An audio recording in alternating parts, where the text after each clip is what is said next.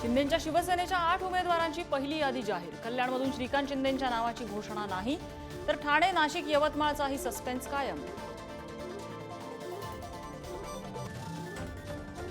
लोकसभेच्या जागा वाटपावरून महायुतीच्या 3 पक्षात रस्सीखेच। नाशिक, अमरावती, बारामतीत बंडाची चिन्ह, तर शिंदेंच्या उमेदवारांची कोंडी।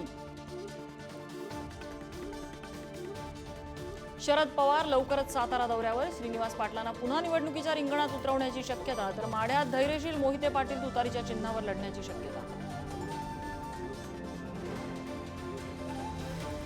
अमरावतीमधून नवनीत राणांना भाजपची उमेदवारी मिळताच भाजपात पक्षप्रवेश। राणांनी घेतली देवेंद्र फडणवीसांची भेट, तर निवडणुकीत नवनीत राणांना पराभूत करण्याचा बच्चू कडूंचा निर्धार। अभिजित अडसूळही अपक्ष लढणार। सीबीआयकडून प्रफुल्ल पटेलांना मोठा दिलासा। 2017च्या भ्रष्टाचार प्रकरणाचा क्लोजर रिपोर्ट दाखल। पटेल नागरी विमान वाहतूक मंत्री असताना घोटाळा झाल्याचा होता आरोप। दिल्लीचे मुख्यमंत्री अरविंद केजरीवाल यांना 1 एप्रिलपर्यंत ईडी कोठडी। दिल्ली उच्च न्यायालयाचा निर्णय, कोठडीत वाढ। केजरीवालांचं तपासाला सहकार्य।